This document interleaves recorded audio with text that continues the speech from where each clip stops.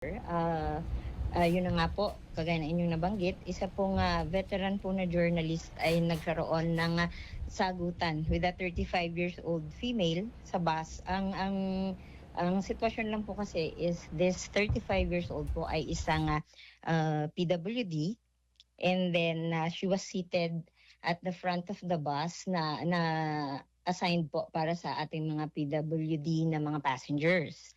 So parang doon po nagsimula ang kanilang pag-uusap hanggang sa nauwi sa pagtatalo, at ang allegedly po, ang complaint po ay habang nasa bus sila ay patuloy ang mga humiliating at ang mga ridicule na binibitawan nitong 8 years old doon po sa ating complainant.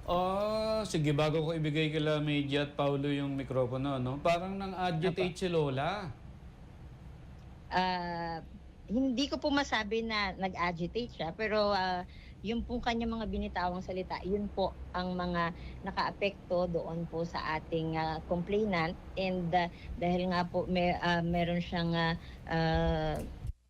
kalagayan, or isa siya sa mga PWD, ay protected siya ng batas ng RA 944. So nandito ang mga rights ng ating PWD, and this includes yung kanilang protection against verbal and non-verbal ridicule against sa mga PWD po. Kap, no? So doon po mapasok po yung ano niya, yung kaya po nyo, tama po ba? Kaya siya naidala sa presinto dahil sa RA na po na yon. Pero sa